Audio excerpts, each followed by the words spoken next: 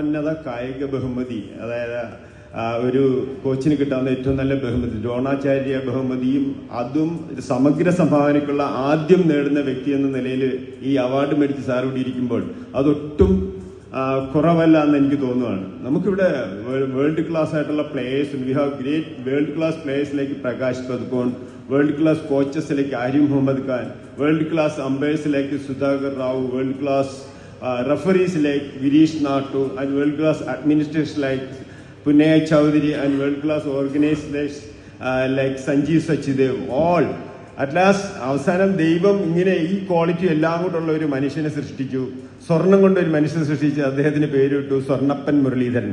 ഈ അതുല്യ പ്രതിഭയാണ് നമ്മൾ ഇന്ന് ആദരിക്കുന്ന ശ്രീ എസ് മുരളീധരൻ എന്ന് പറയുന്ന വ്യക്തി. അദ്ദേഹം തുടർച്ചയായിട്ട് നമ്മൾ 7 വർഷം സ്റ്റേറ്റ് ചാമ്പ്യനാന്ന് പറഞ്ഞു കഴിഞ്ഞാൽ അത് കഴിഞ്ഞു. പക്ഷെ അതിന്റെ പ്രാധാന്യം പറയണമെങ്കിൽ തുടർച്ചയായിട്ട് 8 വർഷം ഒരു ജൂനിയർ 7 സീനിയർ ചാമ്പ്യൻഷിപ്പ് കണ്ടിന്യൂസ് നേടുന്നു. ഇതിന് എത്രമാത്രം പ്രാധാന്യം ഉണ്ടെന്നാൽ കഴിഞ്ഞ 35 വർഷത്തിനിടയ്ക്ക് ഒരൊറ്റ പ്ലെയർ തുടർച്ചയായിട്ട് 3 വർഷം സംസ്ഥാന ചാമ്പ്യൻ ആയിട്ടില്ല.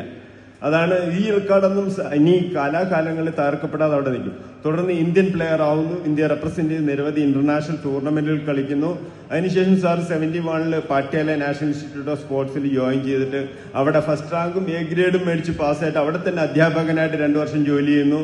തുടർന്ന് അദ്ദേഹം 72 കാലിക്കറ്റ് യൂണിവേഴ്സിറ്റി ജോയിൻ ചെയ്യുന്നു. കാലിക്കറ്റ് യൂണിവേഴ്സിറ്റിയുടെ തലവര തന്നെ മാറ്റിയ ഒരു അപ്പോയിന്റ്മെന്റ് ആയിരുന്നു അത്. അതിനുശേഷം സാറ് ജോയിൻ ചെയ്തതിനു ശേഷം 25 വർഷം 25 national championship, all India intervarsity championship Calicut university നേടുന്നു. 14 മെന്നും 11 വുമണും, അത് 25 നാഷണൽ ടൈറ്റിൽസ്. ഇപ്പം ഇതിന്റെ പ്രാധാന്യം അറിയണമെങ്കിൽ കാലിക്കറ്റ് യൂണിവേഴ്സിറ്റി സാർ റിട്ടയർ ചെയ്തതിനു ശേഷം കഴിഞ്ഞ 10 വർഷമായിട്ട് കാലിക്കറ്റ് യൂണിവേഴ്സിറ്റി ഓൾ ഇന്ത്യ കളിക്കാൻ ക്വാളിഫൈ ചെയ്തിട്ടില്ലെന്നുള്ളതാണ്. ഈ ഒരു പരിശീലകന്റെ കീഴിൽ ഇത്രയധികം നാഷണൽ കിരീടങ്ങൾ നേടുന്ന ഒരു സ്പോർട്ടും ഇന്ത്യയിൽ ഉണ്ടായിട്ടില്ലെന്നുള്ളതാണ്. അതൊക്കെ ഇനി സർവകാല റെക്കോർഡായിട്ട് അവിടെ അങ്ങനെ നിലനിൽക്കും എന്നുള്ളതാണ്. ഈ കാലിക്കറ്റ് യൂണിവേഴ്സിറ്റി പരിശീലകനായിരിക്കെ തന്നെ സാറ് ബാഡ്മിന്റൺ വേൾഡ് ഫെഡറേഷന്റെ കോച്ചായിട്ട് 20-ലേറെ രാജ്യങ്ങളിൽ പോകുന്നു. 20-ലേറെ രാജ്യങ്ങളിൽ കോച്ചസിനെ പരിശീലിപ്പിക്കാൻ. നാഷണൽ ബാഡ്മിന്റൺ അസോസിയേഷൻ ഇന്ത്യയുടെ അല്ല, ബാഡ്മിന്റൺ വേൾഡ് ഫെഡറേഷൻ. എന്തുകൊണ്ട് ഒരു മനുഷ്യനെ തന്നെ നിങ്ങൾ 20 രാജ്യങ്ങളിൽ കണ്ടിന്യൂസ് ആയിട്ട് വിടുന്നു നമ്മൾ നോക്കിക്കഴിഞ്ഞാൽ ഇതുപോലെ ഒരു സ്കിൽ എക്സിക്യൂട്ട് ചെയ്യാനും അത് ഡെമോൺസ്ട്രേറ്റ് ചെയ്യാനും അത് നല്ല ലാംഗ്വേജിൽ പറഞ്ഞ് മനസ്സിലാക്കാൻ പറ്റിയ മറ്റൊരാൾ അന്ന് ലോകത്തില്ലായിരുന്നു.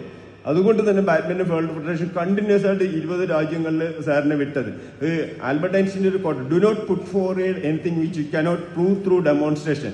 നിങ്ങൾക്ക് ഡെമോൺസ്ട്രേറ്റ് ചെയ്യാൻ പറ്റാത്ത ഒരു കാര്യം നിങ്ങൾ പഠിപ്പിക്കാൻ പോകരുത്. ഇത് അക്ഷരാർത്ഥത്തിൽ അങ്ങനെ ഡെമോൺസ്ട്രേറ്റ് ചെയ്യാനും കറക്റ്റായിട്ട് പറഞ്ഞ് മനസ്സിലാക്കാനും പറ്റിയ അന്ന് ലോകത്തിലെ നമ്പർ 1 വ്യക്തിയായിരുന്നു സാർ. അതുകൊണ്ടാണ് എല്ലാ രാജ്യങ്ങളിലേക്കും സാറിനെ വിട്ടു. അതിനുശേഷം തുടർന്ന് ഇന്ത്യൻ ടീമിന്റെ കോച്ചാവുന്ന ഇന്ത്യയിലെ ലോകോത്തര താരങ്ങളായ പ്രകാശ് പദുക്കോൺ, സെയ്ദ് മോഡി, മധുമിത ബിസ്, വിമൽ കുമാർ, ജോർജ് തോമസ് എന്നീ വേൾഡ് ക്ലാസ് പ്ലേയേഴ്സിനെ പരിശീലിപ്പിക്കാനുള്ള അവസരം ലഭിക്കുന്നു. അതിനുശേഷമാണ് സാറിന്റെ കോച്ച് എന്നുള്ള കരിയർ അവിടെ അവസാനിക്കുന്നത്. അതിനുശേഷം അമ്പയറായിട്ട് ഇന്ത്യയിലെ ആദ്യത്തെ ഇന്റർനാഷണൽ അമ്പയർ, വേൾഡ് ക്ലാസ് മത്സരങ്ങളിലെ ഏറ്റവും ടോപ്പായിട്ടുള്ള മത്സരങ്ങൾക്ക് സാറിനായിരുന്നു കൊടുക്കുന്നത്. 82 ഏഷ്യൻ ഗെയിംസ് ഒക്കെ എനിക്ക് ഓർമ്മയുണ്ട്. ലീം സ്റ്റിക്കിങ്ങും ഹാങ് ചെയ്യാനുമായിട്ടുള്ള മത്സരങ്ങൾക്ക് സാറാണ് അമ്പയർ. അതിനുശേഷം ഇന്ത്യയിലെ ആദ്യത്തെ ഇന്റർനാഷണൽ റഫറി, വേൾഡ് ക്ലാസ് മത്സരങ്ങളിൽ ലോകത്തുടനീളം നടന്ന് ടോപ്പ് മത്സരങ്ങൾക്ക് ഒഫീഷ്യൽ ചെയ്യാനുള്ള റഫറി, അതിലും അഗ്രഗണ്യനായിരുന്നു. പിന്നാണ് ഓർഗനൈസർ, ഡയറക്ടർ.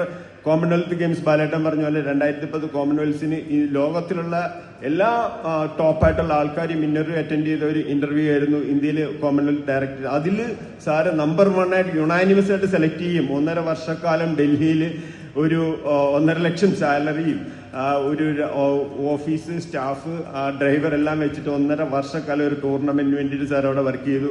തുടർന്ന് ഇന്ത്യയിൽ നടന്ന world masters badminton championship, world masters ഒക്കെ എന്ന് പറഞ്ഞാൽ ഒരു മനുഷ്യനെ നമ്മൾ വിലയിരുത്തേണ്ടത് അയാളെ ശരിക്കും പറഞ്ഞാൽ എല്ലാ സാഹചര്യങ്ങളും ഒത്തിരിക്കുമ്പോൾ അയാൾ എങ്ങനെ പെരുമാറുമെന്ന് നോക്കിയിട്ടല്ല, ബട്ട് എല്ലാ പ്രതിസന്ധികൾക്കിടയിലും ഒരു മനുഷ്യൻ എങ്ങനെ പ്രവർത്തിക്കുന്നു നോക്കിയിട്ടു. സാറിന്റെ ആ വേൾഡ് മാസ്റ്റേഴ്സ് ഒക്കെ പ്രതിസന്ധിയുടെ അങ്ങേയറ്റമായിരുന്നു. കാരണം മാർട്ടിൻ ലൂതർ കിങ്ങിന്റെ ഒരു കോട്ടുണ്ട്, the true measure of a man is not how he behaves in moments of comfort and convenience but how he stands at time of controversy and challenges. ആ world masters കൊച്ചിയിൽ വെച്ച് നടന്നത് വൻ വിജയമായിട്ട് നടത്തപ്പെട്ടു. 45 event. സാധാരണ ഒരു വേൾഡ് ചാമ്പ്യൻഷിപ്പ് 5 ഇവന്റ് ഉള്ളു, men singles, woman singles, men doubles, woman doubles, mixed doubles. ഇത് 45 event ഉള്ള ഒരു ടൂർണമെന്റ് ഏറ്റവും വിജയമായിട്ട് നടത്തുന്നു. ആ ടൂർണമെന്റ് ഒരു പരാജയമാണ്. ടൂർണമെന്റ് ഫിനാൻഷ്യലി ഭയങ്കര ഡെഫിസിറ്റ് ആവുന്നു. ആ ടൂർണമെന്റ് കൺക്ലൂഷൻ കഴിഞ്ഞിട്ട് സാർ ഉടനെ തന്നെ അതിന്റെ 30 ലക്ഷം നഷ്ടമായ ടൂർണമെന്റ് ഫുൾ റിപ്പോർട്ടുമായിട്ട് നമ്മൾ കൊല്ലത്ത് നിന്ന് കടപ്പാക്കട പോകുന്നു പറഞ്ഞാൽ സാർ നേരെ ജപ്പാനിലേക്ക് പോകുന്നു. അതിന്റെ മെയിൻ സ്പോൺസറായ യോനെക്സിന്റെ ആളെ കാണുന്നു. ടൂർണമെന്റ് 50 ലക്ഷം നഷ്ടമാണ് സമർത്ഥിക്കുന്നു. അദ്ദേഹത്തിന്റെ 40 ലക്ഷത്തിന്റെ ചെക്കും വാങ്ങി തിരികെ വരും. അത് 30 ലക്ഷം നഷ്ടമായ ടൂർണമെന്റ് 10 ലക്ഷം ലാഭമായിട്ട് സാറ് തിരിച്ചു കൊണ്ടുവരും. അതായിരുന്നു പ്രതിസന്ധികൾക്കിടയിലാണ് സാറിന്റെ എല്ലാ വിജയങ്ങളും. അതുപോലെ നമ്മുടെ ഇന്ത്യൻ ടോപ്പ് മാസ്റ്റർ ലീഗ് നടക്കും, ബാഡ്മിന്റൺ ലീഗ് നടക്കുമ്പോൾ ഇന്ത്യയിൽ കത്തി നിൽക്കുന്ന താരമായ ജ്വാലാകുട്ട ടീമിനെ ഫീൽഡ് ചെയ്യാൻ ഡിലേ ആക്കുന്നു. സാറായിരുന്നു കോർട്ട് ഒഫീഷ്യൽ കമ്മിറ്റിയുടെ ചീഫ് ഹെഡ് സാറായിരുന്നു. അപ്പൊ ബാഡ്മിന്റൺ BI വളരെ പ്രതിസന്ധിയിൽ നിൽക്കുന്ന BI വേഴ്സസ് ജ്വാലാകുട്ട എന്നുള്ള ഒരു പ്രതിസന്ധിയിൽ ഇങ്ങനെ നിൽക്കുന്ന സമയത്ത് ഉടനെ തന്നെ എക്സിക്യൂട്ടീവ് കമ്മിറ്റി സാറിന്റെ നേതൃത്വത്തിൽ വിളിച്ചു കൂട്ടുന്നു. ജ്വാലാകുട്ടയെ 6 മാസം സസ്പെൻഡ് ചെയ്യുന്നു. അങ്ങനെ ബോൾഡായിട്ടുള്ള തീരുമാനങ്ങൾ എടുക്കാനും ഓരോ ഫീൽഡിലും ഓരോ സമയത്തും one who is not courageous enough to take decision will accomplish nothing in the world എന്ന് മുഹമ്മദ് അലി പറഞ്ഞ പോലെ എപ്പോഴും ബോൾഡായിട്ട് തീരുമാനങ്ങൾ എടുക്കാനും ആശയവിനിമയം നടത്താനും കഴിഞ്ഞ 40 വർഷമായിട്ട് ഞാൻ നാഷണൽസിൽ പോകുന്നുണ്ട്. എല്ലാ നാഷണൽ ചാമ്പ്യൻഷിപ്പിലും സാറിന്റെ പ്രാതിനിധ്യമുണ്ട്. എന്ന് വെച്ചാൽ എന്തിനാണ് ഒരു മനുഷ്യനെ നിങ്ങൾ എല്ലാ നാഷണൽ ചാമ്പ്യൻഷിപ്പിലും അവിടെ ചീഫ് ഗസ്റ്റ് ആയിട്ട് അല്ലെങ്കിൽ ചീഫ് ഇൻവിറ്റ് ആയിട്ട് കൊണ്ടുവരുന്നത് നമുക്ക് പിന്നെ മനസ്സിലാവുന്നു. കാരണം ഒരു ഗെയിമിന്റെ എല്ലാ ആസ്പെക്ട്സിലും എന്ത് ഡിസ്പ്യൂട്ട് ഉണ്ടെങ്കിലും സാറിന്റെ പ്രസൻസ് അവിടെ ഉണ്ടെങ്കിൽ എല്ലാം അടിപൊളിയായിട്ട് നടക്കുമെന്ന് പറയുന്നത്. അല്ല, majestic presence of Sachin Tendulkar in the crease എന്ന് പറയുന്നല്ല, ആ സാറിന്റെ രാജകീയ സാന്നിധ്യം മതി എല്ലാ ടൂർണമെന്റും ഒരു വൻ സക്സസ് ആയിട്ട് മാറാൻ.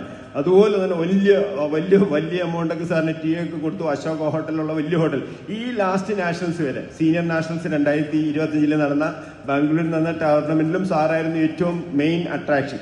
അല്ല, സ്പീച്ചും കാര്യങ്ങളും എല്ലാം അത് ഇപ്പോഴത്തെ ബാഡ്മിന്റൺ അസോസിയേഷൻ സെക്രട്ടറിക്ക് പോലും അവിടെ നിന്ന് ഇതുപോലെ പറയാൻ പറ്റത്തില്ല.